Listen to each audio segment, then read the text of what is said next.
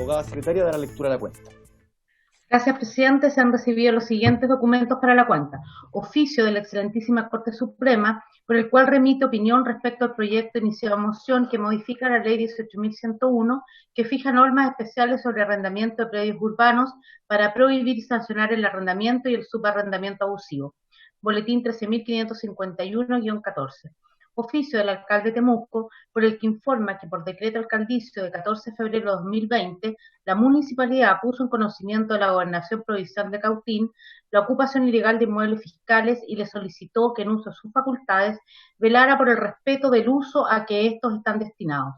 Por resolución exenta número 311, 17 de febrero pasado, el gobernador regional de Cautín ordenó la restitución administrativa del inmueble, procediendo Carabineros a solicitar a los ocupantes su retiro del lugar. No obstante, el procedimiento que no se realizó en su totalidad, al parecer por instrucciones del mismo gobernador. En relación a las tomas en la comuna, la Dirección de Desarrollo Comunitario de la municipalidad se encuentra trabajando en conjunto con el Serviu para gestionar soluciones habitacionales que permitan terminar con las ocupaciones de terreno. Esto en respuesta a un oficio que nosotros habíamos enviado como comisión por un desalojo del cual se había denunciado que había sido de forma abusiva y violenta por un centro cultural.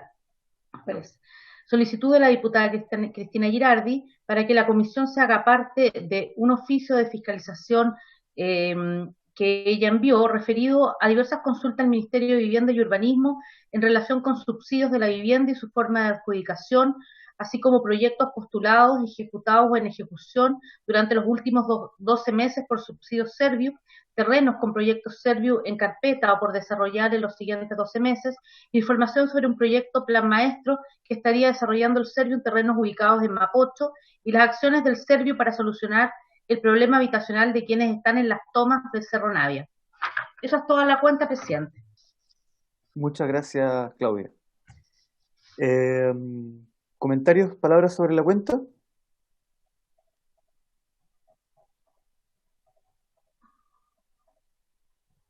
¿Varios? Entonces, sí, diputado Routier.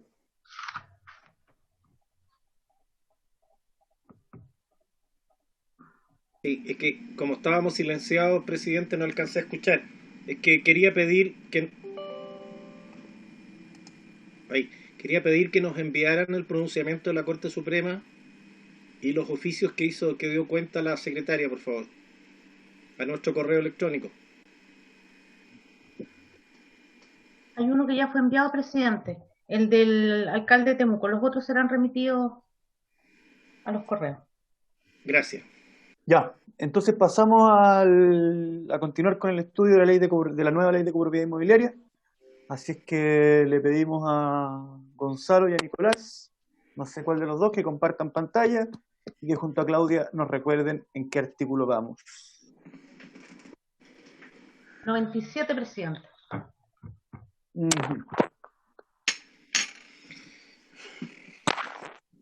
Ahí puedo hablar ahora, pero lo que creo que todavía no puedo es compartir pantalla.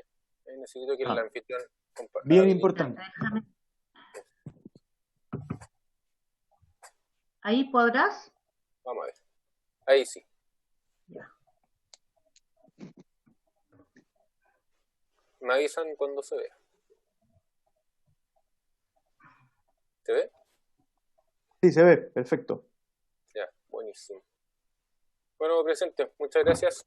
Estamos nuevamente aquí en copropiedad, ya casi llegando al final de la revisión del articulado sin observaciones. De hecho, vamos a entrar en el título final de disposiciones generales y después hay algunas disposiciones transitorias.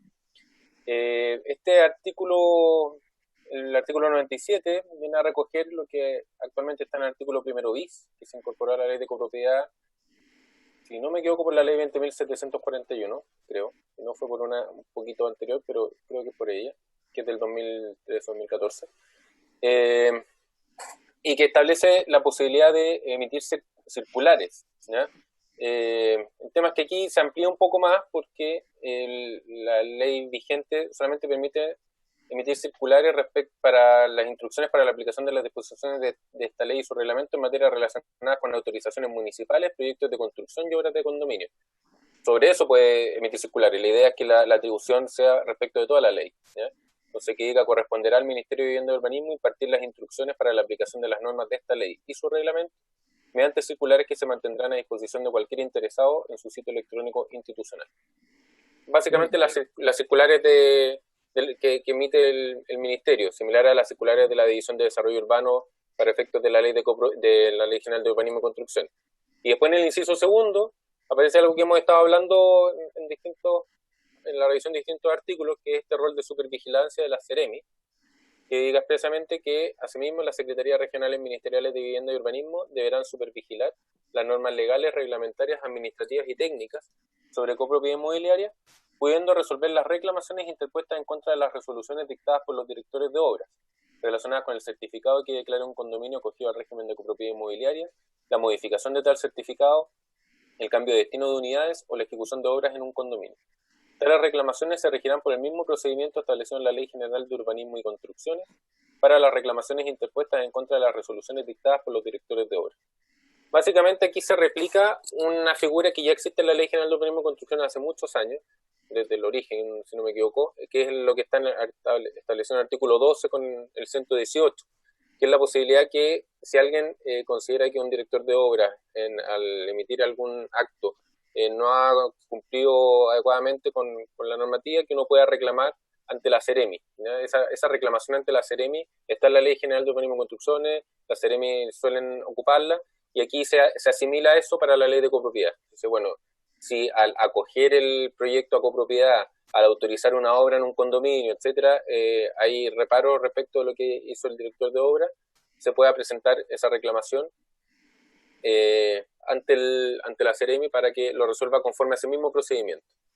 ¿Ya? Eso es el artículo 97, creo que no tiene otro inciso, déjenme revisar, pero si no me equivoco eran esos dos.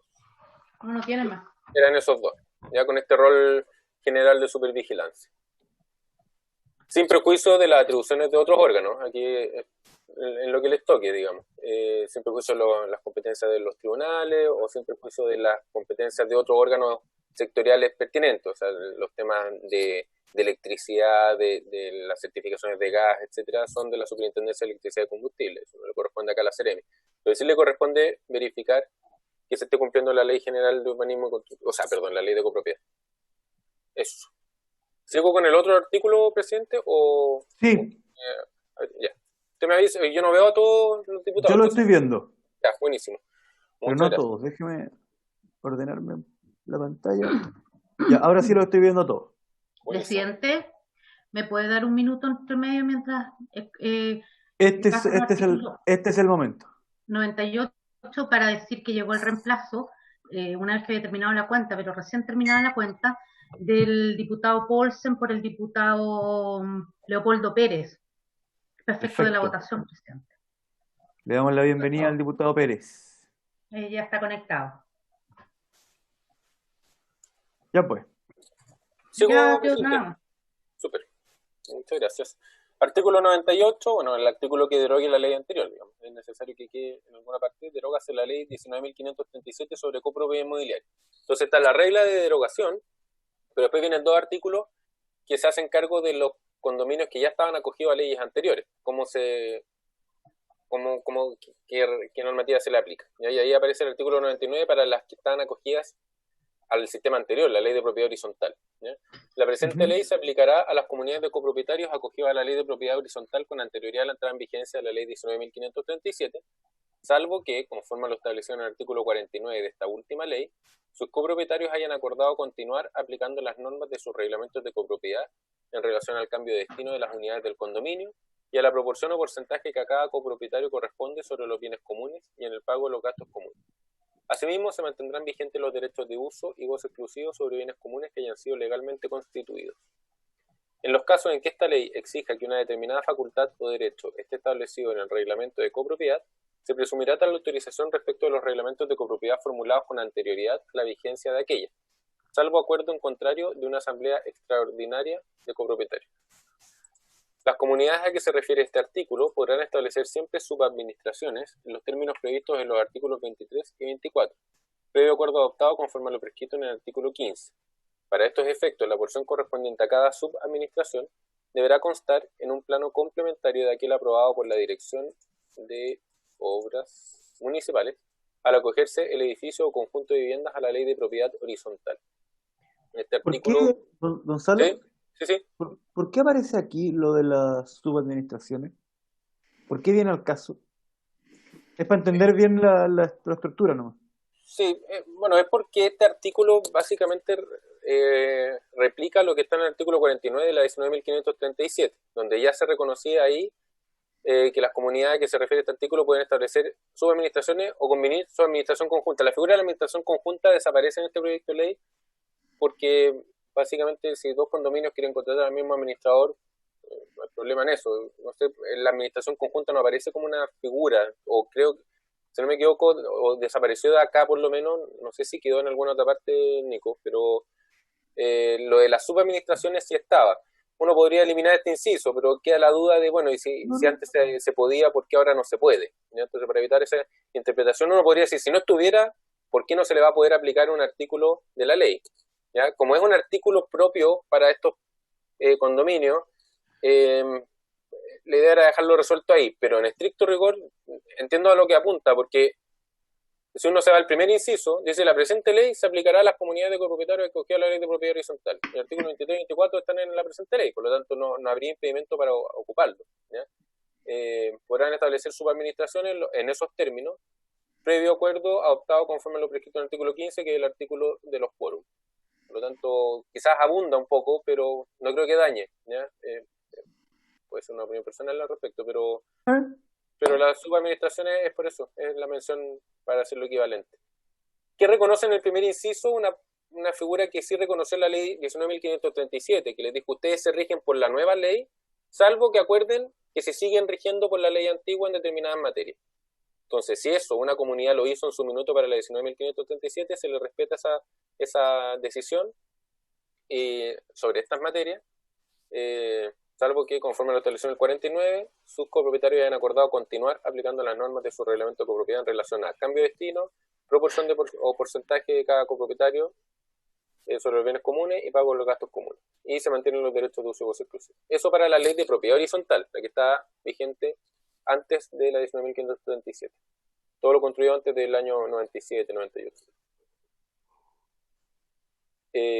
Y respecto de lo siguiente, el artículo 100 dice que la presente ley se aplicará desde su publicación a las comunidades de copropietarios acogidos a la ley 19.537, debiendo ajustarse los reglamentos de copropiedad a sus disposiciones en el plazo de un año. Los acuerdos adoptados por las asambleas de copropietarios con anterioridad a la entrada en vigencia de esta ley no quedarán sin efecto. Esto lo comentó Nicolás en alguna sesión anterior, esta idea de que hay un plazo de un año para ajustar los reglamentos de copropiedad, ¿ya? Porque puede que algunos queden desajustados a las nuevas exigencias de la ley, no quedan nulos automáticamente esos reglamentos de copropiedad y un plazo de un año para ajustarlos. Y tampoco significa la entrada en vigencia de la ley que un acuerdo adoptado con los quórum exigidos en ese momento quede sin efecto y que haya que adoptarlos nuevamente. Los acuerdos ya adoptados por la Asamblea con anterioridad a la entrada en vigencia de esta ley quedan vigentes, no se anulan. Después, el artículo 101 replica lo que tiene el 50 de la ley vigente, con algunas precisiones. Las referencias que se efectúan en la legislación vigente a las disposiciones legales que se derogan por el artículo 98 se entenderán realizadas a las correspondientes de la presente ley y aquellas efectuadas a las juntas de vigilancia, a los comités de administración. Para ahí ir asimilando los conceptos. Esta referencia, yo creo que, o sea, es una regla general. Probablemente esto después vía circular va a haber que hacer alguna precisión mayor respecto de dónde quedó cada artículo. Igual estos comparados sirven bastante para eso, para que uno entienda que, por lo que dije antes, el artículo 97 es el anterior primero bis. Por lo tanto, cualquier remisión al artículo primero bis debe entenderse hecha al artículo 97 de la ley nueva. Eso. Y el 102, eso sobre reglas generales o disposiciones generales sobre la vigencia de la nueva ley. Y el 102 es una disposición general distinta, que lo que buscaba recoger, o lo que busca recoger, es la figura de aquellos condominios donde hay un solo propietario, o hay muy pocos copropietarios, ¿ya? Que reúnen el 100% de los derechos. Y que por lo tanto no hay comunidad. Y que o no hay comunidad porque hay un solo copropietario, que podría no haber copropiedad en el sentido del dominio, pero hay una corresidencia. Entonces, en la figura de esa corresidencia, porque hay personas que están habitando ahí, aparece este artículo, se genera en la Comisión de Vivienda del Senado, fruto de la discusión sobre esta ley, que igual tiene que haber deben cumplirse ciertos mínimos, ¿ya? Y tiene que ver con la constancia de los acuerdos que se adopten por el propietario único o por los copropietarios mayoritarios que concentran a tal nivel el dominio en ese edificio que pueden tomar las decisiones de manera autónoma, podemos decir. Ahí lo vamos a ver con la redacción, pero que eso deba constar en el libro de acta, etcétera, y que se tengan que hacer asambleas anuales de información. Entonces, leamos lo que señala y ahí si quieren abrimos el debate. Pero no entiendo, perdón, Gonzalo, no sé si entendí mal, pero eso significa que cuando el edificio tiene un solo propietario, se le aplican reglas como la cantidad de tiempo que tiene que pasar entre una asamblea y otra. Tiene una obligación de efectuar una asamblea anual. Es que ahí, pero una asamblea consigo mismo.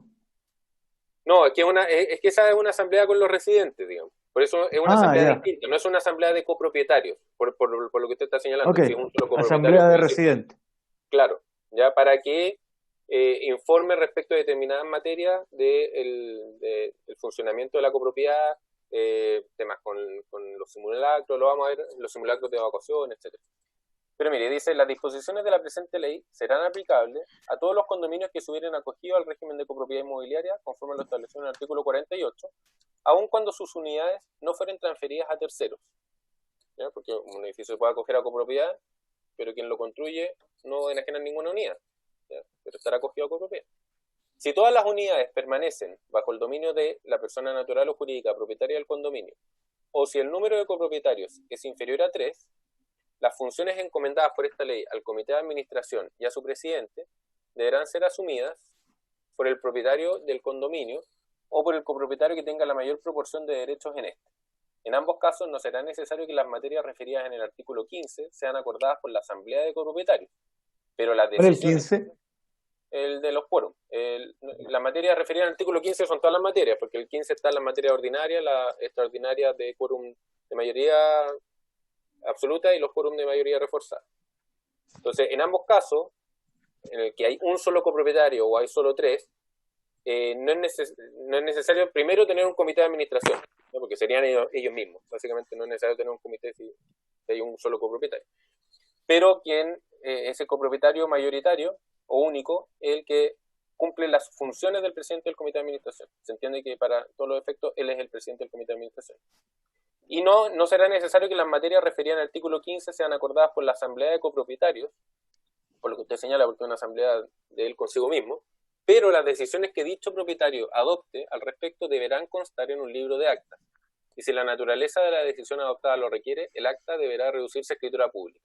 En el fondo, que sea el único copropietario no significa que pueda tomar decisiones sin dejar constancia de ellas. Las decisiones que son materias propias de asamblea de copropietario igual tienen que constar en el libro de actas, reducirse a escritura pública si es el caso, aun cuando sea un solo copropietario, ya para mantener ahí la historia de ese condominio y que pueda haber también la posibilidad de tomar conocimiento de esas decisiones que adopta este propietario único o estos 2 o 3 copropietarios únicos. Lo señalado en el inciso precedente no obsta a la designación de un administrador del condominio, con las mismas funciones y responsabilidades establecidas en esta ley. Que sea de propietario único no significa que no tenga que tener administrador. Y por último está lo que decía al comienzo, asimismo, cuando el porcentaje de derechos enajenados en el condominio sea inferior al 33%, se deberá convocar anualmente a una asamblea de residentes, con el objeto de informar sobre el funcionamiento y administración del condominio, reportar las actualizaciones al plan de emergencia, programar los simulacros de evacuación y o acciones de capacitación o prevención de riesgos, y tratar cualquier otro asunto relacionado con los intereses de los residentes. A contrario de census, si el porcentaje es superior al 33%, ya tiene que hacer asamblea de copropietarios, digamos. Si es inferior al 33%, atendido que se mantiene en un único dueño más del 66%, y ese es el quórum para adoptar cualquier decisión, la asamblea de copropietario se reemplaza por esta figura de la asamblea de residentes. No sé si ha quedado claro, quizás me enredé un poquito en la explicación, pero pero básicamente es reconocer esta figura y establecer lo esencial es esta asamblea de residentes que en el escenario actual podría no haber ni siquiera asamblea de copropietarios. Entonces, entendiendo que hay muchos de estos proyectos que igual están habitados, digamos, no son copropietarios que tengan dominio sobre las unidades, pero que sí quieren saber sobre el funcionamiento de administración del condominio, que el administrador tenga que reportar, dar cuenta anual de su gestión, etcétera. No sé cómo lo ven, porque ahí ya pasamos a los artículos transitorios. Entonces, si quieren ahí, abrimos el... ¿No? Vea usted, no sé, yo... Como habíamos hablado de ir aprobando por título, esto es como... Sí. Ahí terminó el título. No sé si... Es que de nuevo no los veo, pero... Ay. ¿Alguien... ¿Hay alguna palabra? Está pidiendo la palabra. Es que yo no la veo. Ahí está. Ya, diputado Olivera, tiene la palabra. No, estaba diciendo que estaba, perdón. Es que te estaba diciendo que no estaba. Ya. Entonces pasemos a votar el título. Este es el momento de... Si alguien tiene alguna objeción. Ya, entonces Claudia, ¿nos podría recordar en voz alta? Diputada Castillo.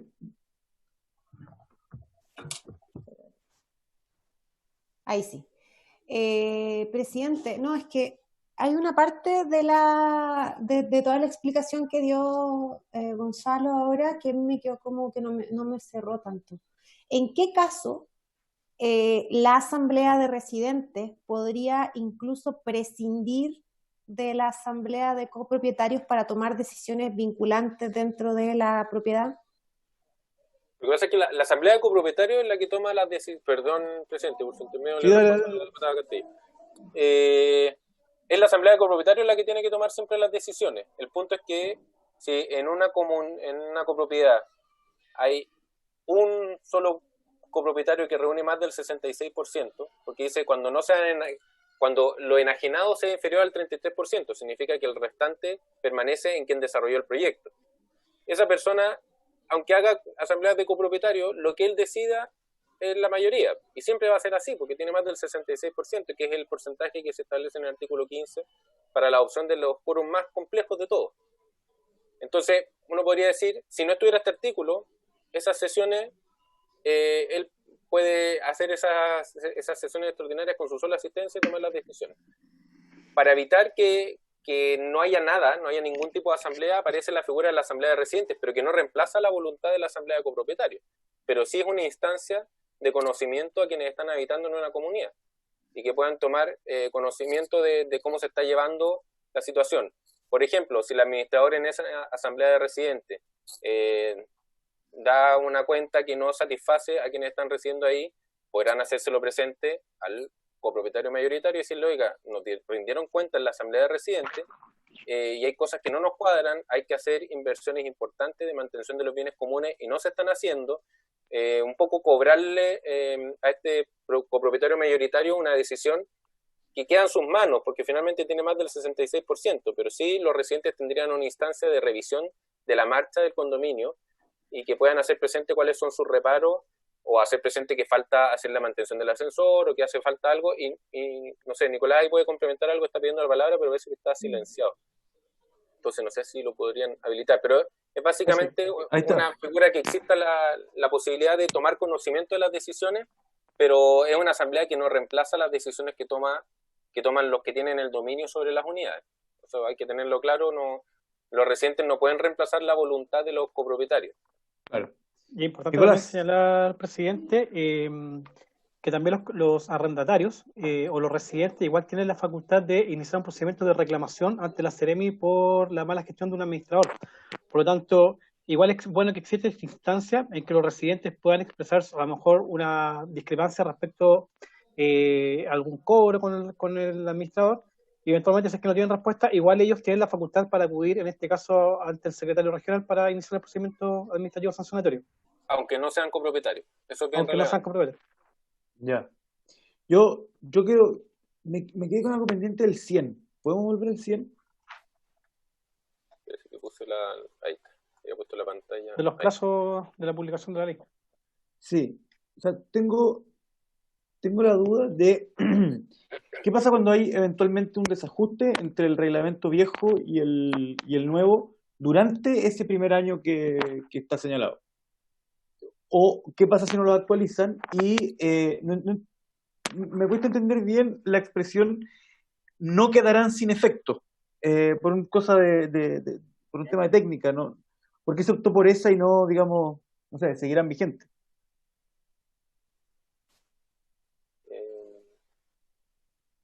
No sé si quizás porque ya queda repetitiva la entrada en vigencia, quedarán vigentes.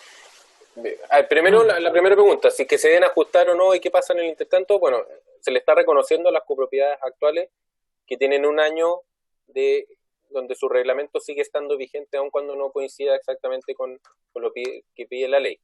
Vencido ese plazo, si el reglamento no se ha ajustado y tiene alguna disposición que contraviene la ley, aparece la acción de nulidad del artículo 10º. ¿Ya? Entonces uno podría ejercer algún copropietario que considera que el reglamento tenía que ajustarse y que no se ha ajustado, va al juez de policía local y pide la nulidad de esa disposición del reglamento, o el reglamento completo, pero es poco probable que el reglamento completo sea nulo, pero si alguna disposición puede considerar que sea nula o que tenga algún vicio de nulidad, claro, si lo hace apenas esté publicada la ley, probablemente el juez de policía local le va a decir, estoy pensando en voz alta, pero es lo que creo yo que debería pasar, que el juez de policía local debería decirle, oiga, pero su comunidad tiene un año para ajustar este reglamento, digamos. Entonces, la ley ya le concedió un plazo para adoptar ese ajuste, porque también el cómo se ajusta es una decisión que tiene que tomar cada asamblea. Que una disposición no esté acorde a la nueva ley no significa que la solución sea única. Puede la asamblea adoptar distintas decisiones de reemplazo de esa disposición. Entonces tiene un año para hacer eso. Si no lo hace, debiera entenderse que se puede reclamar la acción de nulidad de esa disposición que no se ha ajustado. Y en cuanto a los acuerdos adoptados por la Asamblea con anterioridad a la entrada en vigencia, lo que opta la ley es por decir, mire, no se quedan sin efecto porque podrías quedarte sin decisiones respecto de materias relevantes. Si ya fueron adoptadas, con mayor razón si esta nueva ley rebaja prácticamente todos los quórums. Por lo tanto, si se adoptaron con quórum superiores a los actuales, no debieran quedar sin efecto. ¿Ya? Si uno hubiera aumentado los quórums, quizás sería más factible esa discusión, que diga, oiga, pero esto se adoptó con quórum súper bajo y ahora la ley exige quórum más elevado. No es el caso, es al revés. Por lo tanto, si fueron adoptados con un quórum de 80%, bueno, siguen siendo válidos. Sí, pero pasa lo mismo que... O sea, y ahí también entra la acción de nulidad. ¿Ya? Uno también puede ejercer la acción de nulidad respecto de acuerdos adoptados por la Asamblea que tienen algún vicio de nulidad. Aquí está diciendo que no quedarán sin efecto por la publicación de la ley, pero podría reclamarse la acción de nulidad de un determinado acuerdo y el juez de policía local considerar que debe anularse ese acuerdo, porque contraviene la ley. No sé, Nico, sé que... ¿Quieres agregar algo? Justo se me perdió la conexión justo al final, pero claro, en el fondo la idea es que eventualmente no se abra un periodo de discusión en que eventualmente los propietarios en el fondo reclamen contra, no sé, la asignación de uso y goce de un determinado bien, que en el fondo digan, no, que como hay una ley nueva, por lo tanto hay que hacer todo de nuevo. En el fondo esos acuerdos se mantienen, no quedan sin efecto por la nueva publicación de la ley. Perfecto. ¿Alguien más? Claudia, ¿nos podría leer en voz alta cuáles son los artículos en cuestión entonces? Los que tendríamos que votar, presidente, Sí. desde el 97 y hasta el 102. Perfecto. Disposiciones generales. Artículo 97. Corresponderá al Ministerio de Vivienda y Urbanismo. No, yo decía la numeración de los artículos nomás. 97, 98, 99, 100, 101 y 102. Esos son los artículos que nos corresponde votar y con eso terminamos los articulados permanentes. Ya, entonces tome la votación nomás. Diputado Boadilla. ¿Ninguna indicación de Telier en estos artículos? Están todos sin indicación. Ya, entonces a favor.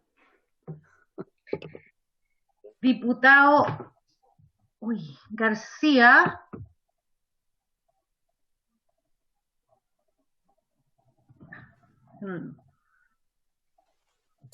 Diputado Jarpa,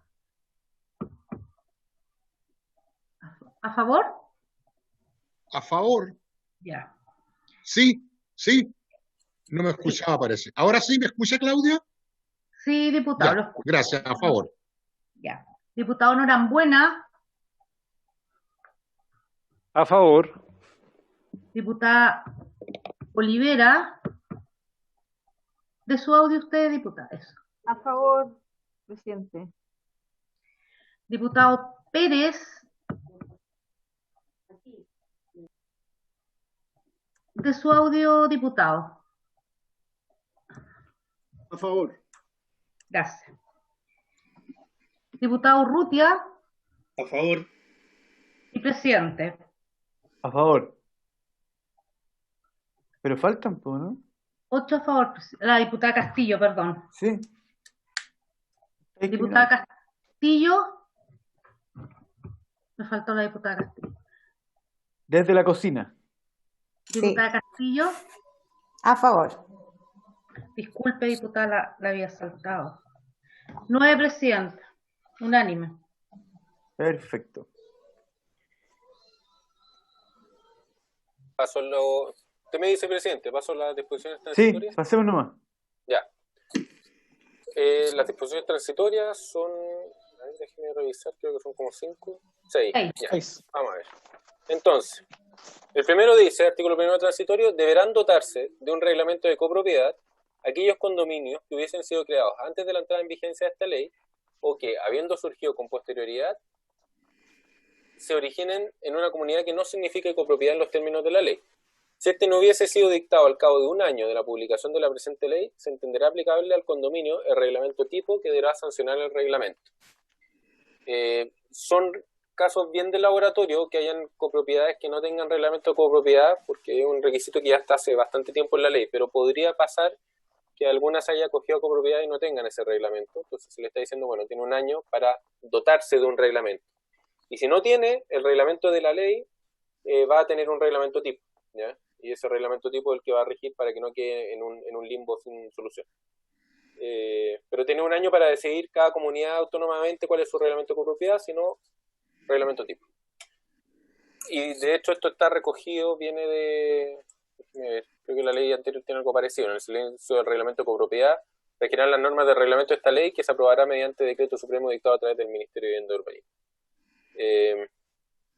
Es asimilable, no es lo mismo, porque ahí está diciendo que rige el reglamento de la ley. Aquí estamos diciendo que rige el reglamento tipo que va a estar en el reglamento de la ley. Y además por las normas del reglamento y de la ley. Artículo segundo. Aquí lo dijo... Ahí me hace un poco de ruido la redacción, la forma. Esto que dice la última frase, el reglamento tipo deberá sancionar el reglamento, suena un poco enredoso. A lo mejor podríamos redactarlo de forma un poco mejor. A ver. Sancionar el reglamento que establece la ley. Puede ser en el... Diputado, espera, Gonzalo. Diputado Pérez.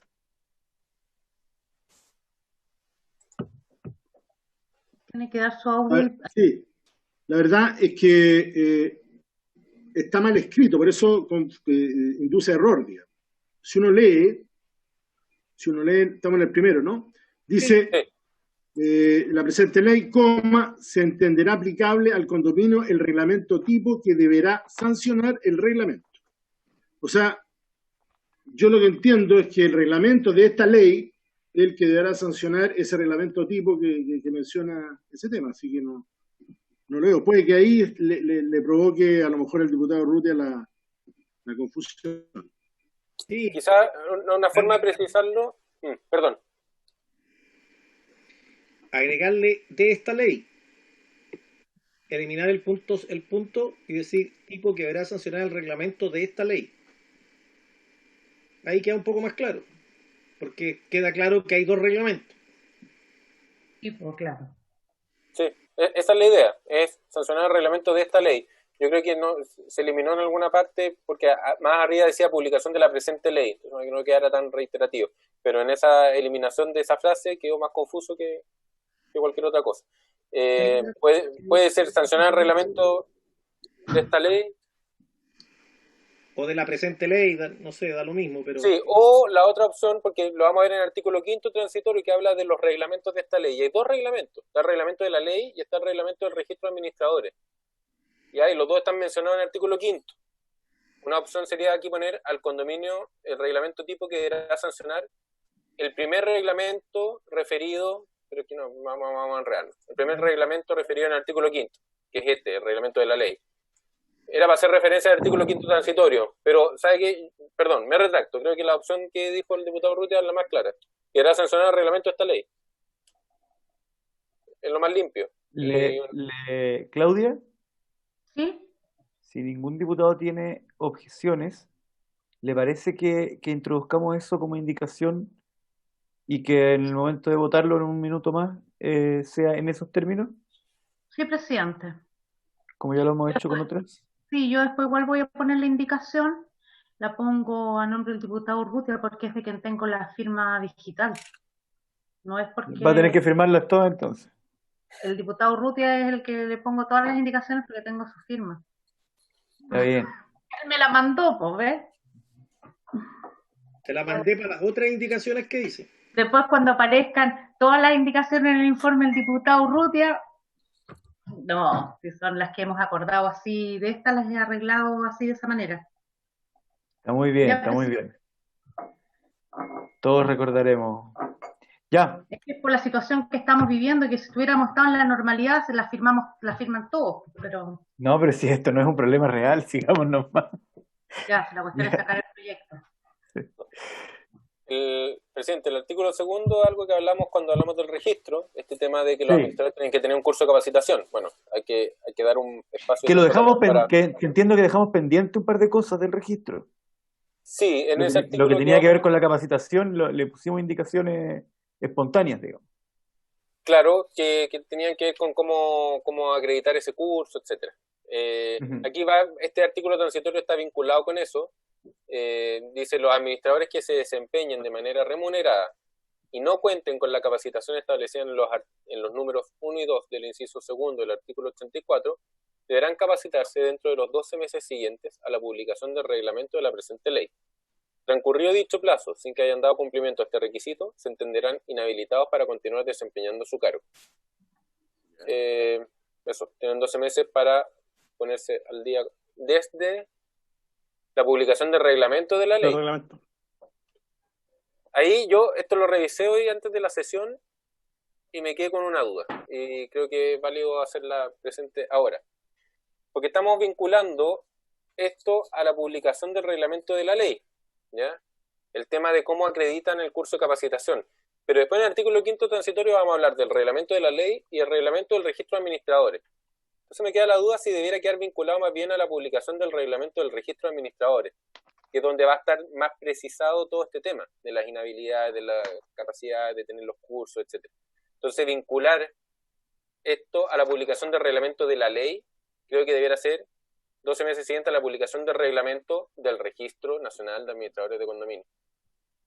Perdón que lo planteé ahora, pero es que fue una revisión previa y yo creo que quedó con ese desajuste porque el reglamento del registro después apareció como algo separado del reglamento de la ley. Y al hacer esa separación, este artículo quedó ahí con un desajuste medio extraño. No sé qué opinan hacer ese cambio. De acuerdo. Me parece bien, me parece bien. ¿Alguien Claudia, más? ¿se entendió el punto, no? Absolutamente. No, pero si Claudia lo agarró es la clave. Sí, y lo hago también como indicación. No puede tener que arreglar todo como indicación. Perdón, es que sí, yo creo que sería lo más sano, porque si se fijan me voy a adelantar. Aquí dice el artículo 5º, el reglamento de la ley y el del Registro Nacional de Administradores de Condominio deberán dictarse entre el plazo de 12 meses contado de la publicación de la presente ley y deberán ser sometidos a consulta pública. Entonces este registro, el del Nacional de Administradores, el reglamento de ese registro es el que marca el plazo de este artículo. Eso. Totalmente de acuerdo. Gracias, diputado. Presidente, ¿paso al siguiente? Sí, dale nomás. Ya. Artículo 3º. Los condominios de viviendas sociales que no se encuentren organizados podrán postular a los programas financiados con recursos fiscales a que se refiere el artículo 68 de la presente ley. Para lo anterior, bastará la firma de los copropietarios que representen al menos la mitad de los derechos en el condominio. Contará para esto también la firma del copropietario donde autoriza al arrendatario u ocupante por medio de un poder simple para que lo represente en esta instancia y con la finalidad antes señalada. Esto es como el primer apoyo a condominios de viviendas sociales que ni siquiera están constituidos como copropiedad. Entonces se le dice que si no están organizados pueden postular a los programas financiados con estos recursos, pero ahí, claro, no hay un acuerdo de la asamblea porque todavía no están organizados. Entonces eso se reemplaza por la firma de los copropietarios que representen la mitad de los derechos e incluso sería válido ahí un poder simple otorgado por el copropietario al arrendatario para viabilizar que por lo menos se formalice y se organice este condominio de viviendas sociales y puedan postular a los programas. Una vez ya formalizado, bueno, el conducto regular para adoptar decisiones va a ser el de la asamblea de copropietarios.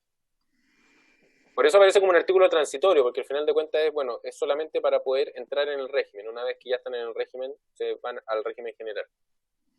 Una vez que se acogen a copropiedad. ¿Le doy? ¿Al otro? No, espera un segundo. Ah, ya.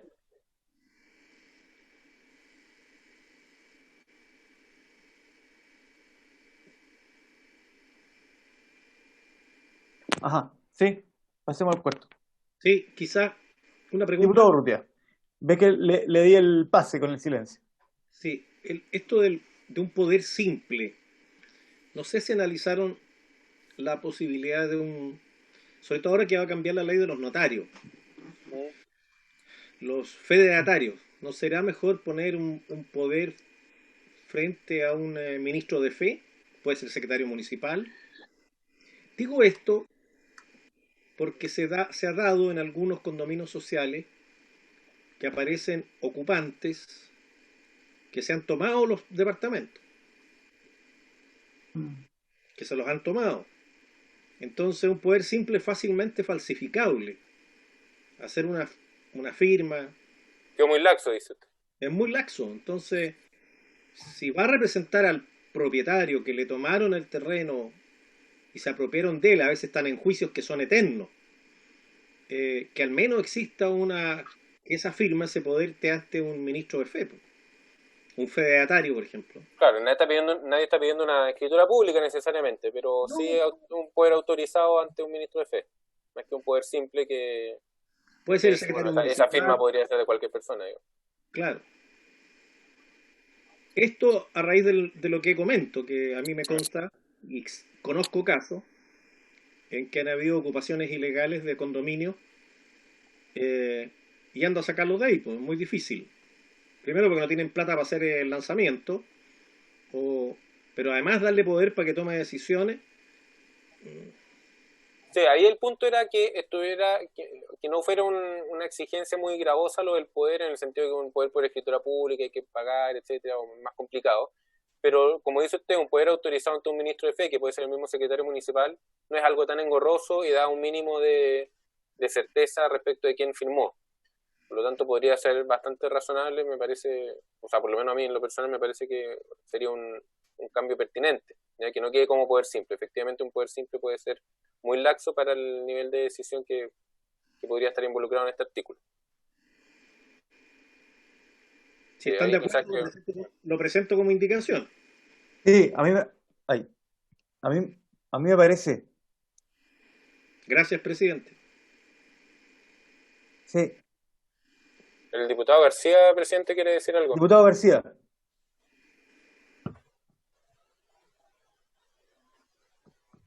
De su audio, presidente. Diputado. Gracias, Claudia. Gracias. Presidente, mire, ¿y por qué no se dejan las dos alternativas? ¿Cuál es el problema? Puede ser que no lo pueda sacar allá o también el secretario municipal. No. ¿Perdón? No le veo cuál es el... Diputado García, establezca cómo sería la redacción de acuerdo a lo que usted está proponiendo. No, lo que yo propongo es que queden las dos cosas, el secretario municipal y que quede también que puedan sacar un permiso simple en notaría o en el registro civil, donde les quede más fácil. Que queden las dos cosas. ¿Por qué no? ¿Por qué les dejar una sola alternativa pudiendo dejar dos? Si los dos sirven, pues. Es una. Está bien. Él verá si es un poder simple, si le queda más fácil al secretario municipal, porque hay ciudades que no tienen el registro civil ni tienen notaría. Puede ir donde no pensemos las ciudades grandes. Puede ir, lógicamente, al secretario municipal cuando no tiene ninguna de las dos cosas. Y cuando tiene las otras cosas, tiene la alternativa de las tres cosas. Pues, el registro civil, el conservador, perdón, en la notaría o el secretario municipal. El secretario municipal va a estar lleno de pega, no va a ser capaz de dar todos los certificados que tiene que dar. Dejémosle las alternativas que la gente tenga la posibilidad de elegir. No veo que lo que abunda no daña en este caso y no perjudica en nada. No estamos poniéndole trabas ni mucho menos, todo lo contrario, estamos dando facilidades para que puedan sacar su permiso. Gracias, presidente. Diputado Urrutia, es una idea. Hay que dar facilidades. Diputado Urrutia. El diputado Pérez está pidiendo la palabra, presidente. Diputado Pérez, perdón.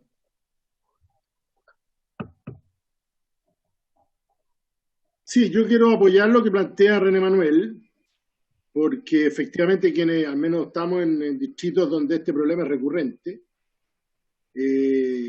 muchas veces el secretario municipal, la verdad las cosas es que no atiende o se demora mucho y puede entorpecer un poco lo que quieren hacer o por los plazos de postulación que requieren muchas veces los condominios sociales. Yo dejaría a los secretarios municipales o, como dice René Manuel, el juez civil, digamos, el registro civil, o los fedatarios que van a estar en la notaría, que no necesariamente va a ser el notario, sino que pueden ser los fedatarios, si es que eso va a estar vigente al momento de que esta ley esté publicada. Y que sean todas las alternativas posibles, porque si no quedaría muy al arbitrio de lo que dice el diputado Urrutia, en el sentido de que los ocupantes o los ocupadores, como se dice, y el Serviu y el Ministerio de la Vivienda lo tienen absolutamente claro, los problemas que han tenido por años con este tipo de ocupaciones. Eso. Gonzalo.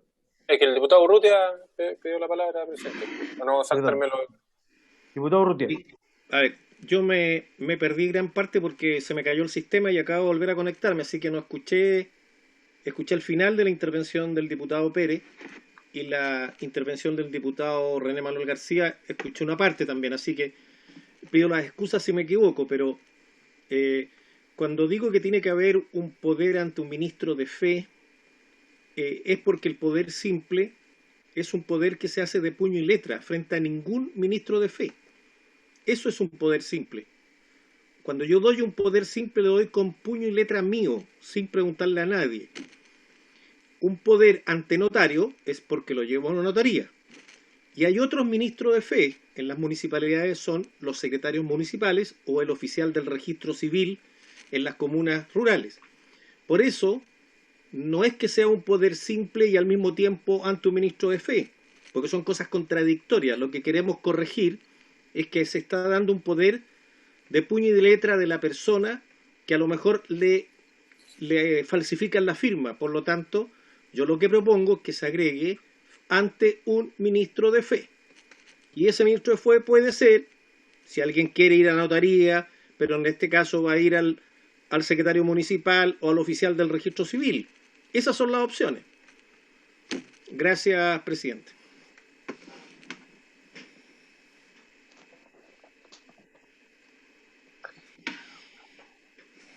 Presidente, o sea, yo solo concordar con el diputado Urrutia, yo entendí así lo que él había señalado antes, cambiar simple por autorizado ante un ministro de fe. ¿Qué ministro de fe?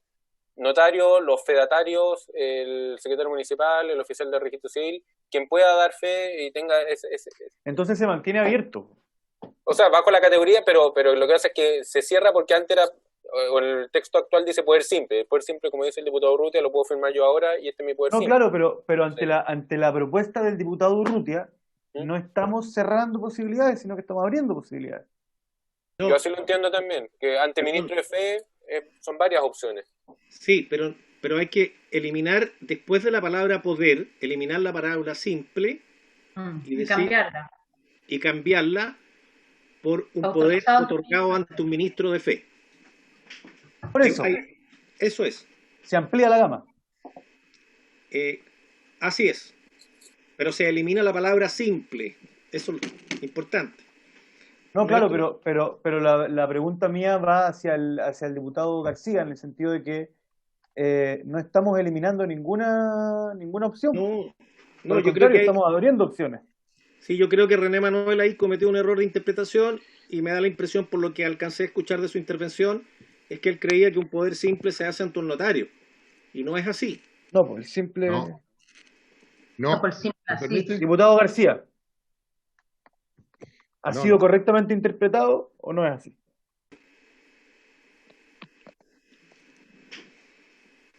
Ahí está. Está silencio. Ahí. No. Usted es su audio, diputado. A ver. Ahí sí. No, es exactamente, a lo mejor están malos los audios, por eso no escucharon, es exactamente lo que estoy diciendo, que no le quiten alternativas, que le dejen las otras alternativas. Eso es lo que dije al principio. O sea, lo que el diputado Urrutia dice es exactamente lo que yo dije al principio. No le quitaron ni he puesto nada. Por lo tanto, lo que yo decía, que no le quiten, que no dejen solamente esta cosa, que dejen los notarios, que dejen los conservadores, que dejen todas las personas de los pueblos chicos, el registro civil, más el secretario municipal. Por lo tanto, estamos discutiendo algo que todos estamos de acuerdo. Así que yo entiendo al diputado Urrutia que haya repetido porque se le cortó el audio, pero es exactamente lo mismo lo que habíamos dicho al principio. Gracias, presidente. Ok, muchas gracias. La diputada Castillo, presidente, está pidiendo la palabra. Diputada Castillo. Ya, entonces parece que estamos todos de acuerdo en sacar la posibilidad del poder simple, sí dejar el poder autorizado ante un ministro de fe. Pero yo creo que eso tampoco puede quedar tan abierto, sino que tiene que quedar a lo menos en un tales como, porque si no, ministro de fe podría ser, porque ¿quiénes son hoy día, por ejemplo, ministros de fe para estos efectos? Puede ser un oficial de carabineros. Podría ser demasiado amplio, entonces yo estoy de acuerdo en que sea el notario o el fedatario, según sea el caso, el secretario municipal y no sé qué más, y el oficial del registro civil, y ahí, dejarlo ahí, porque si no, también un ministro de fe podría ser un carabinero, un bombero, no sé, cualquier persona que pueda dar fe de este asunto. Entonces, y en el caso del poder simple da lo mismo, porque en el fondo es la propia palabra que está, que en el fondo, pero también, claro, puede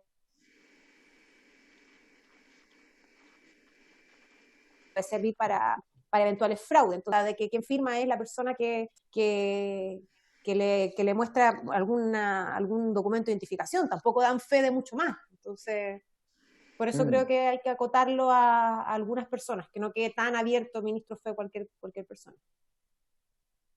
Yo creo que cuando la ley usa el concepto de ministro de fe no es tan abierto. Ahí me da la sensación de que eso ya está resuelto en la normativa. ¿Cuáles serían? Los que hemos mencionado, los notarios, los secretarios municipales, o por lo menos en esta ley. Esta ley ya habla de esos como ministros de fe. Tendríamos que ponerle... el registro civil a aquellas comunas que no contengan notarios. Ya, su relación... Sí, diputada Castillo. Está sin audio, diputada Castillo. No tengo independencia con el micrófono. Pero sí. si Gonzalo dice, yo le creo, pero no me acuerdo, que esto ya está resuelto en esta ley, tal vez basta con remitir algún artículo. O sea, un poder autorizado por los ministros de fe señalado en el artículo X, porque si eso ya está resuelto en la ley, es mucho más fácil. Ya, pues, creo que esa es la solución. ¿Salud? Sí, voy a poner a ver si es que me resulta. No, ¿cómo fue que lo hice la otra vez? Igual estoy buscando. Me va a quedar como comentario, a ver si es que resulta. Autorizado por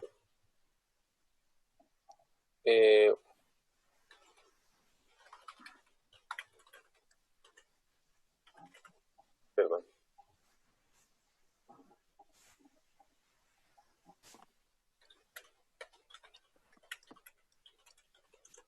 autorizado por un ministro de fe lo señalado en esta ley.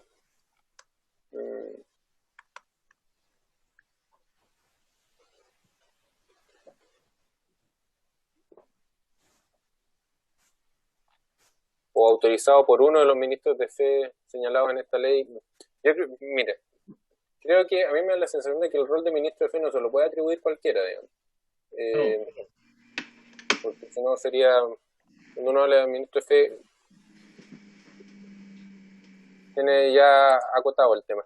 Lo que sí creo que es importante y puede ser un matiz, creo que igual es autorizado por más que otorgado ante, ¿ya? Para que veamos bien las palabras, porque lo otorgado ante también lo restringe mucho porque tiene que ser necesariamente ante el notario.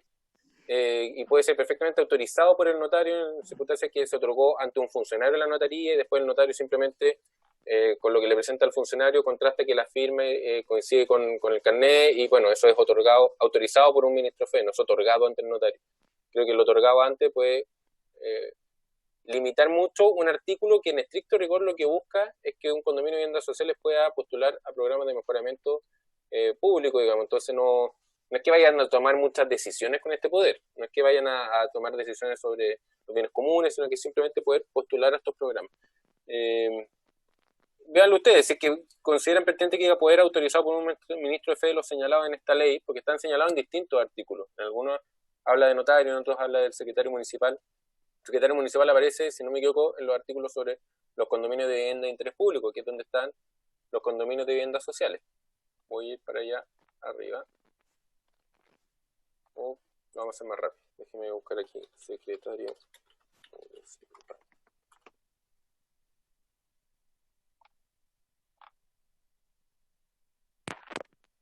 68. Ah, no. No me resultó. Sí, ahí había buscado. Es que me tiró la ley.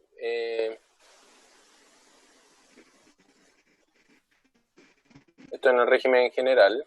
Ministro de fe. Aquí. Asimismo, podrá disponer que un funcionario del tribunal o de la municipalidad respectiva se desempeñe como ministro de fe. Ahí hay una mención al ministro de fe, al secretario, un funcionario del tribunal o de la municipalidad como ministro de fe. Después la ley vigente. Aquí, las actuaciones que deban efectuar los condominios de vivienda social en cumplimiento de esta ley. Asimismo, la exigencia de un notario intervenga en dichas actuaciones se entenderá cumplida si participa en ellas como ministro de fe, un funcionario municipal designado al efecto o el oficial de registro civil competente. Autorizado por un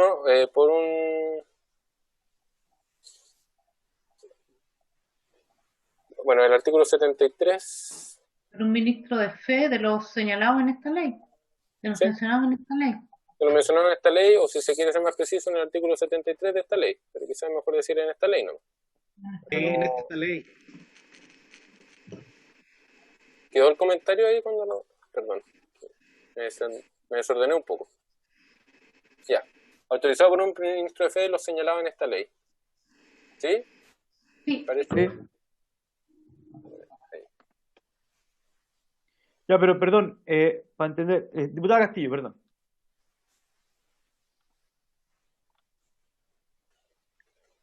Presidente, tal vez mi deformación profesional, pero creo yo que es mejor dejarlo circunscrito al artículo 73, porque hay otros ministros de fe que pueden estar en esta ley, pero que están para efectos muy específicos. Entonces, como este es un poder, en el fondo, creo yo que debiese quedar circunscrito a los ministros de fe del artículo 73, para que no... para efectos de que sea pedagógica también, porque si no las personas van a tener que entrar a bucear en la ley para buscar los ministros de fe. En cambio, si la norma se remite expresamente al artículo 73, va a ser mucho más fácil para que la gente pueda entenderla de manera mucho más pedagógica. Entonces creo yo, por eso digo que tal vez mi deformación profesional, que es más fácil buscar directamente dónde están esos ministros de fe y entrar a bucear en toda la ley. Tiene todo el sentido. ¿Gonzalo? Como usted estime pertinente. Yo creo ¿qué opina? No, sí. Creo que con la precisión del artículo 73 queda claro, porque en el 73 se mencionan cuáles son, pues queda sin tanta duda. Creo que ministro de Fe no tiene por qué ir con mayúsculas. No. El ministro de Fe lo señalaba en el artículo 70. Y sobre todo Fe. El ministro podría ser, pero... autorizó al ministro de Fe lo señaló en el artículo 73 de esta ley para que lo represente en esta instancia con la finalidad antes señalada. Creo que queda mejor que el simple... ¿Cómo? Te faltó el D. El artículo 73D. Perdón. Ahí. Yo creo que eso recoge su inquietud, diputado Urrutia, ¿o no?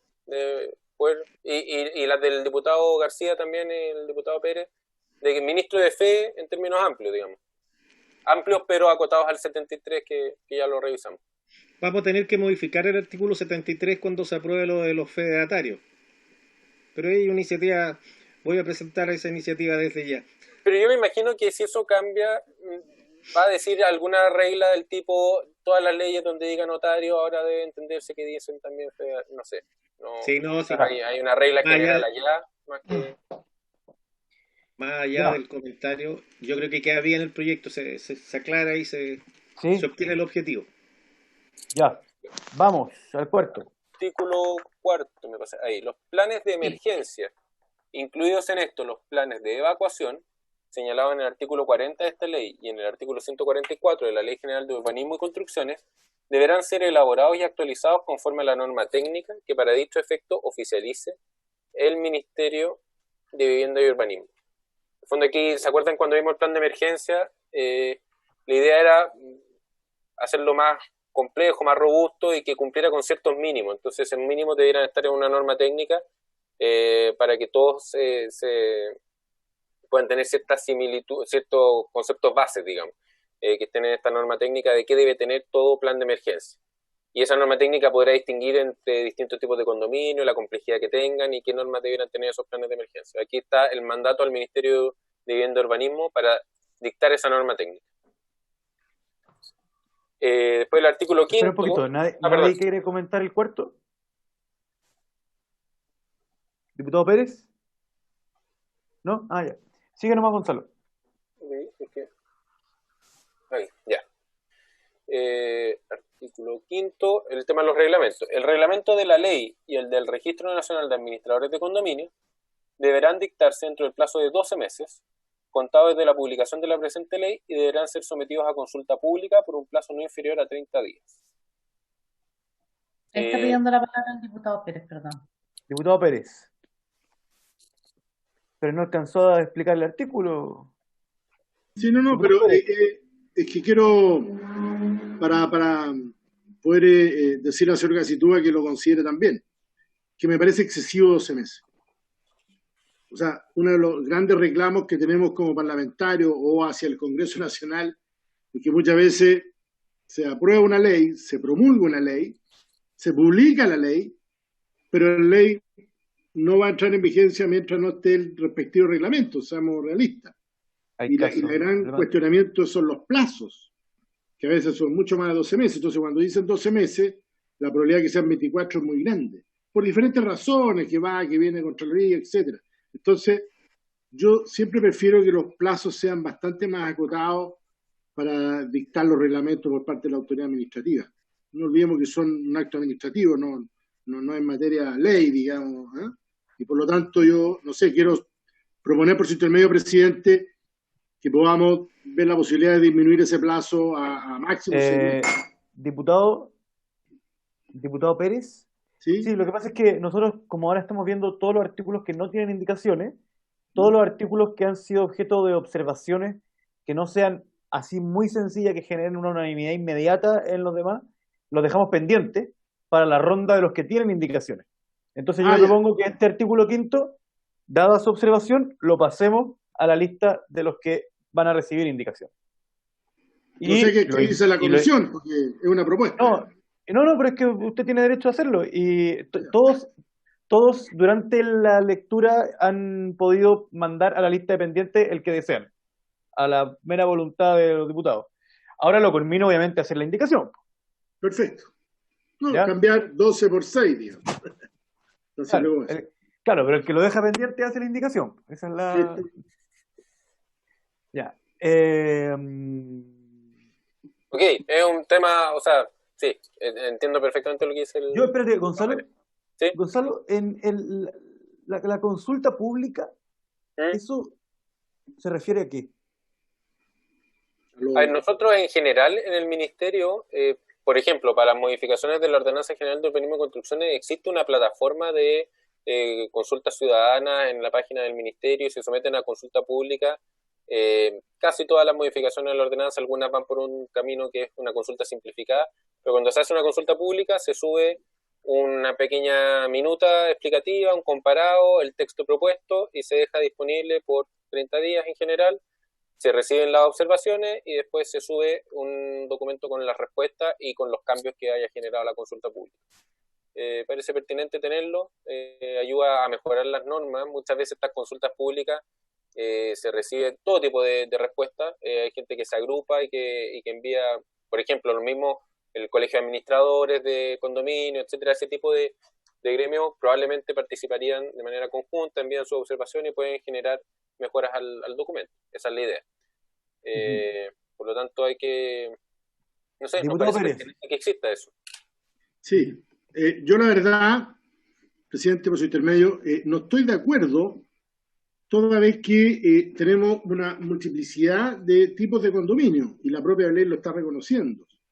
Y si cada vez vamos a llevar a consulta pública los reglamentos, porque aquí habla de dos reglamentos, el reglamento de la ley, que podría ser entendible ya, que opine todos los condominios, los tipos de condominios ya de todas partes, y el otro, el Registro Nacional de Administradores de Condominios, que es un tema bastante más particular, más específico, y estar sometiendo a consulta pública, yo lo entiendo como cuando uno está en la evaluación de un proyecto, digamos, de una declaración de impacto, un estudio de impacto ambiental, etcétera, que se le consulta a la comunidad, porque esto es abierto.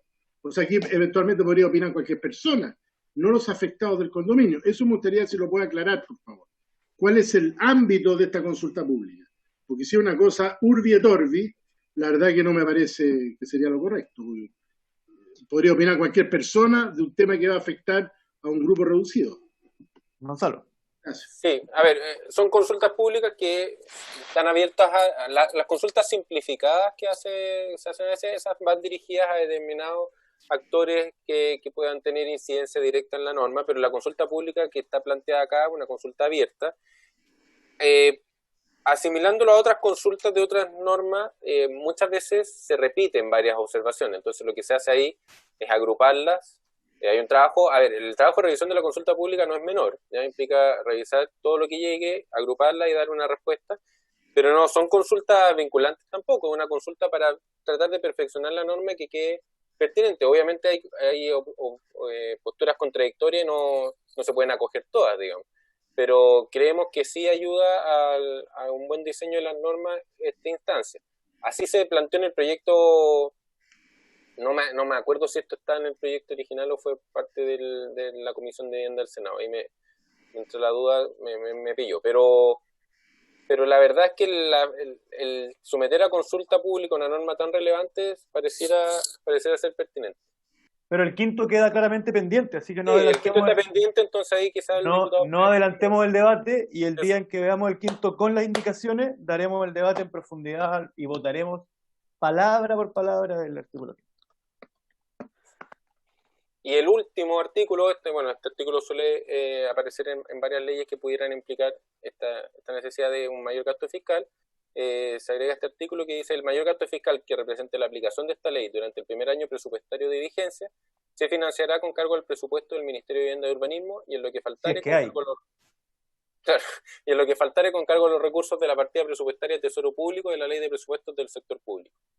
Esto en su minuto hubo una evaluación del impacto, etcétera. Es básicamente lo que cueste montar la plataforma del registro, ese tipo de gasto que podría implicar. No es excesivo tampoco, es una plataforma que se monta una sola vez, después la administra el mismo ministerio, pero es necesario ahí tener el recuerdo de que van a estar los recursos y que no quede la ley sin aplicación porque no hay recursos para montar una plataforma. Eso respecto a las disposiciones transitorias. Después las otras son modificaciones a la ley general muy cosméticas, pero creo que en esta idea de votar por capítulo habría que votar. No sé, vea usted presente, pero... Ya pues. Espera, ¿y lo que queda? ¿Puede bajar? Sí. Que lo que queda son pequeñas modificaciones a la ley general con esta idea del plan de evacuación o de emergencia. Ya, ¿Ya? pero, Porque no, pero espera, pero no entiendo bien en el orden de la ley completa. Claro, ¿por qué pasamos, o sea, cuando dice artículo segundo? Sí, que artículo primero es apruébase la nueva ley de copropiedad. Ya. Artículo segundo, modifícase la ley general de urbanismo y construcciones, 3 o 4 palabras. ¿Puedo verlo entero? ¿Puedes bajar un poquito? Sí, voy. Para acordarme. Entonces, a la ley de copropiedad se le cambia, se le agrega... sí, pero está bien, se acaba el título. Se acaba el título. Son algunas modificaciones a la ley general. Ya, pero los que vienen no son transitorios. No, los que vienen son normas permanentes, pero son modificaciones a otra ley. Perfecto, entonces votemos los transitorios. Ya. Tendríamos que votar, presidente, el artículo primero transitorio con la modificación que indicamos. Ustedes me dicen después si quieren que se las recuerde. El artículo 2 con una modificación también. El artículo ¿Cuál es la 3. del 2? El 2 era cambiar el reglamento de la ley por el Registro Nacional de Administradores. Claro, no es el reglamento de la presente ley, es el reglamento del Registro Nacional de Administradores de Condominios. Registro Nacional de Administradores de Condominios. Sí. Como hemos arreglado la ley. Ya. Esa es la idea. El artículo 3 era lo del poder, que era el poder autorizado por un ministro de fe de los mencionados en el artículo 73. El artículo 4 no tuvo ninguna modificación. Y el artículo 6. Oye, diputado Urrutia. En el artículo 3 dice por un ministro de fe de los mencionados. ¿No debería decir por alguno de los ministros de fe de los mencionados? Sin duda. Un poder autorizado por alguno de los ministros de fe mencionados en el artículo 73. Ya, hay que ver. 73. El 4 no tiene ninguna modificación y el 5 está pendiente, el 6 tampoco tiene ninguna modificación. Esos son los artículos que hay que votar. 1, 2, 3, 4 y 6. ¿Tomo la votación? Con las indicaciones con las modificaciones acordadas por la comisión. Así es. Ya. Tome la votación. Entiendo que están allá Bobadilla y Norambuena. Sí. Bobadilla. Por favor.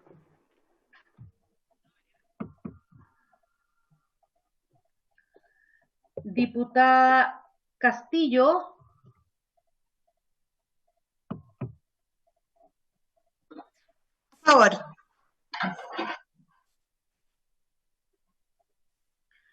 Diputado García. De su audio, si quiere. A favor, Claudia, a favor. A favor. Ya, ¿me escuchó? Ya, diputado. Sí. Gracias, Diputado Jarpa. Ya, a favor. Diputado Norambuena. Sí, a favor. Diputada Olivera. A favor. Gracias, diputada. Diputado Pérez. A favor. Diputado Urrutia. A favor. Espérenme, presidente, que vi al diputado Calisto, pero parece que no me pidió admitirlo y no sé qué pasó. Bueno, presidente. A favor. 9 presidente, unánime con 9 votos a favor. Muchas gracias. Sigamos, nos quedan 9 minutos. No, queda muy poquito, así que vamos a alcanzar, porque son... Yo veré si alcanzamos. Son modificaciones menores. Como les decía, son modificaciones en la ley general de la siguiente manera. Son pequeñas precisiones, casi todas, creo que todas, vinculadas con la idea del plan de emergencia. para cambiar algunas menciones al plan de evacuación y hacerlo aplicable al plan de emergencia, que como vimos en su minuto era género y especie, ¿ya? Más que género y especie, es como el plan de emergencia es lo global y el plan de evacuación es un capítulo dentro del plan de emergencia. Entonces, la primera modificación en el artículo 18, si no me equivoco, que es el de la responsabilidad del propietario primer vendedor, y en uno de sus incisos se menciona quiénes son los profesionales que hay que individualizar en la escritura, ¿ya? El propietario primer vendedor está obligado a incluir en la escritura pública de compraventa una nómina que contenga la individualización del arquitecto, el que hizo el proyecto de cálculo estructural, el profesional a cargo de la obra, los profesionales a cargo de los proyectos de especialidades, inspector técnico, revisor independiente, revisor del proyecto de cálculo, y ahí, después de revisor del proyecto de cálculo, agregar y del profesional a cargo de la elaboración del plan de emergencia cuando corresponda, ¿ya? Dentro de esta enumeración de profesionales que aparezca también quién hizo el primer plan de emergencia, ¿ya? Que quede individualizado en la escritura, ¿ya? Es una exigencia para el propietario del primer vendedor. Eso, la voy a leer todas. Espera, es que no lo estoy viendo todo. ¿Alguien tiene alguna observación a eso?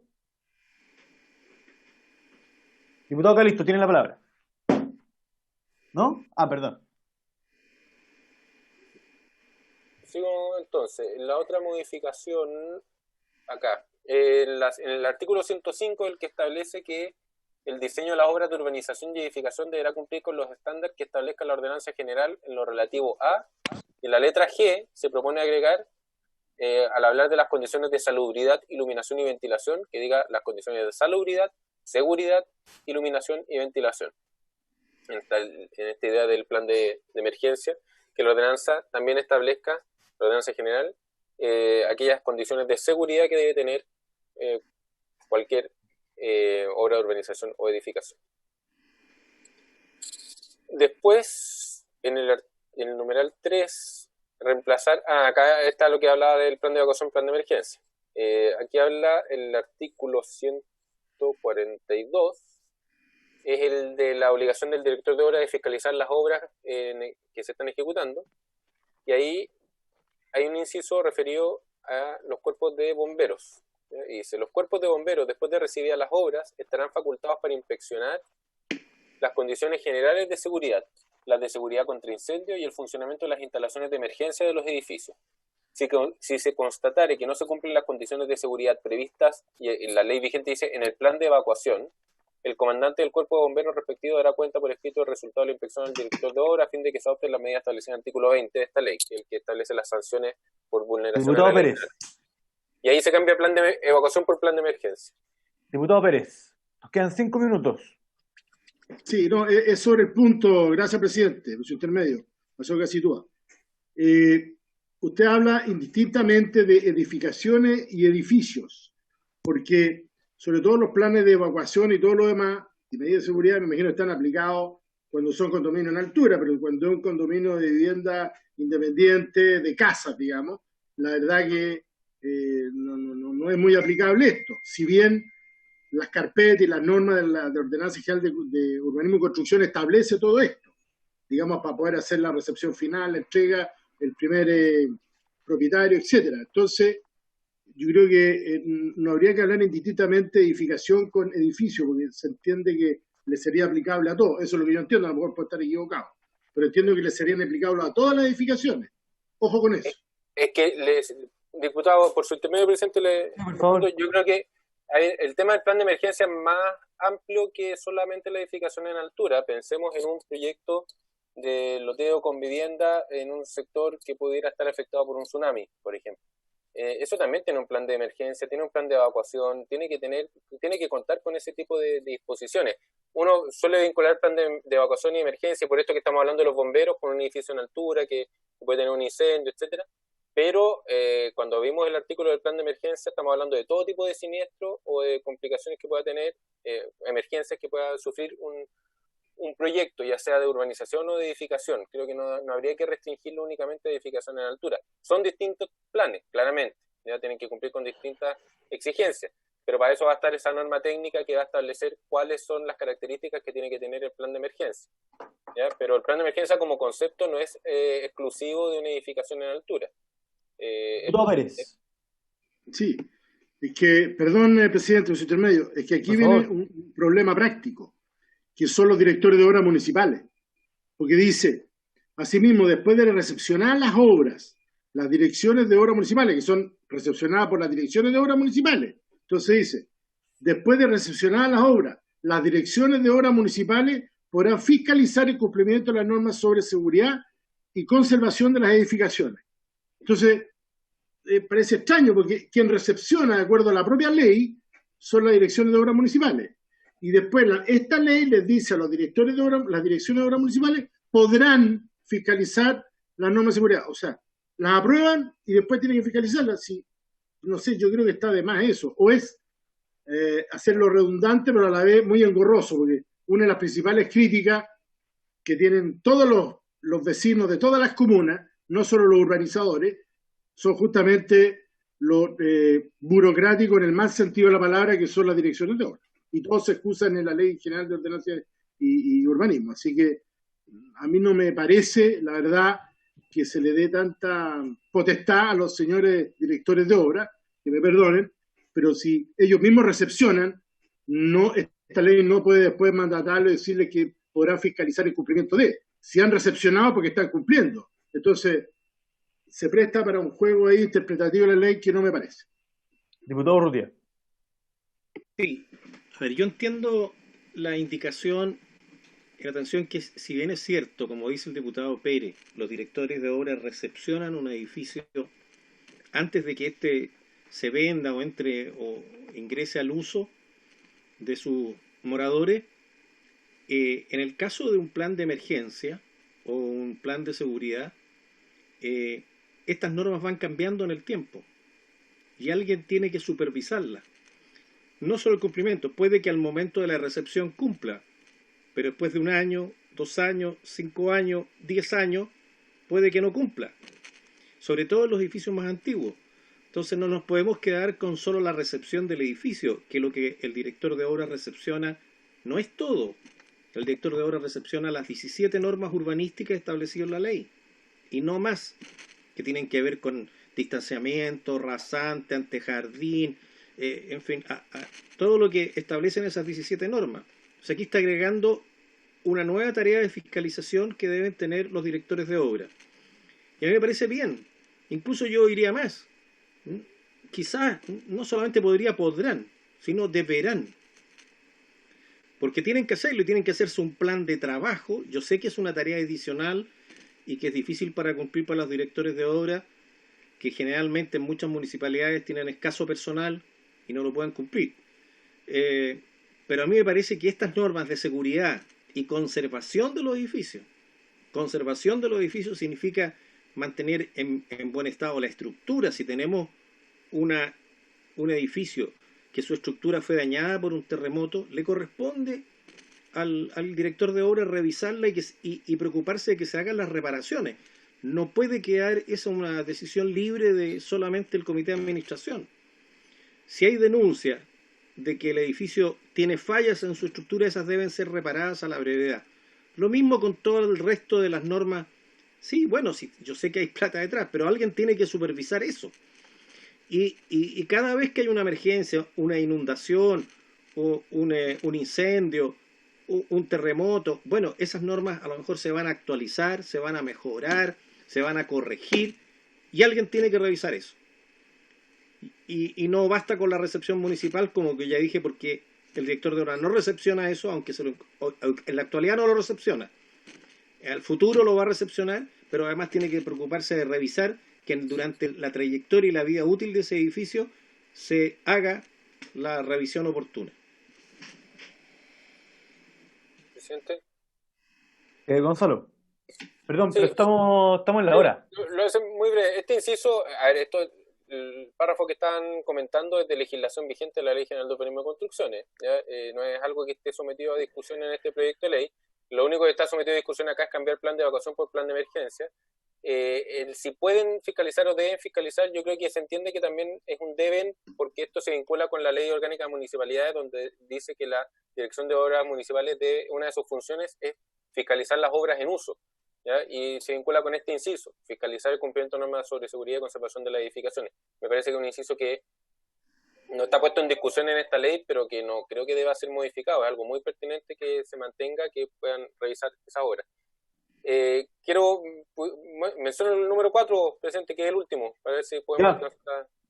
Y el número 4 también son modificaciones, esto si no me equivoco, en el 144, que es de la recepción, el 144 del artículo sobre cómo se efectúa la recepción de las obras. Y ahí se busca cambiar lo siguiente: conjuntamente con la solicitud de recepción de las edificaciones cuya carga de ocupación sea igual o superior a 100 personas destinadas a edificaciones colectivas, equipamiento y actividades productivas, se deberá juntar copia del plan de evacuación, y ahí se cambia por plan de emergencia, no acompañar copia del plan de evacuación, sino que el plan de emergencia completo, ingresado al cuerpo de bomberos respectivo. Dicho plan incluirá las condiciones generales de seguridad y de seguridad contra incendio y de funcionamiento de las instalaciones de emergencia de los edificios en lo relativo a la señalética. Se cambia por señalización, la palabra señalética creo que no existe. No. Entonces, para aprovechar de corregir ese error que tiene la ley. Eso es la modificación a la ley general, presidente, por si quisiera someter la votación y dejar cerrada esta primera etapa de revisión general. ¿Señalética? Es la técnica. La señalética es la técnica.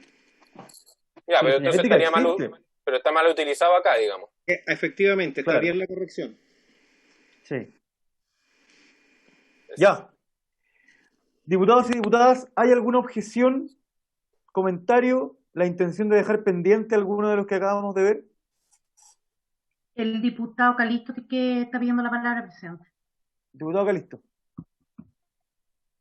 Todo teniendo en cuenta perdón, diputado Calisto, un segundo. Todo teniendo en cuenta que estamos fuera de tiempo, por lo tanto, si alguien tiene cualquier objeción, digamos, la dice y se acaba la sesión. Si son muy cortitos, podemos pasar a votar. Presidente, yo no tengo objeción y estoy de acuerdo en que pasemos a votar. Que no hable Calisto. Lo que sí solicito es que se considere, por favor, mi voto favorable a los artículos transitorios que se votaron recientemente en la comisión, por favor. No hay problema. Oye, Muchas gracias, presidente. La media biblioteca que tiene Miguel Ángel. Sí, es notable. ¿Cuántos libros habrá leído ahí Ya. Los políticos no tenemos mucho tiempo, pero... Que se incorpore en el acta lo señalado por el diputado Bobadilla. Ahora tome la votación y que se le corte el audio a todos los demás y se tome la votación del título que acabamos de ver. En paquete. No hay ningún cambio. Sí. Ni ninguno excluido.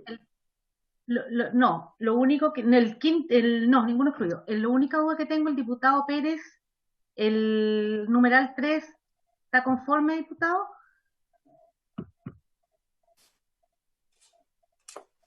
¿El que defendió al diputado Urrutia? Sí. La verdad que no me convence. Entonces lo excluimos. No, yo soy villano invitado, vengo a reemplazar nomás, así que... No, que se abstenga, listo. ¿Pero lo va a votar a favor, diputado? No, me abstengo. Ya, perfecto. Es lo único. Ya, presidente, tengo toda la votación, Tomás. Entonces, pero ¿fue clara la manifestación de voluntad del resto? Sí, todos unánimes, salvo el diputado Pérez en el numeral 3 del artículo 2 que se abstuvo. Exactamente. Ya. Perfecto. Estamos. Buen trabajo. Por haberse cumplido el ciclo de la sesión, esta se levanta. Chao.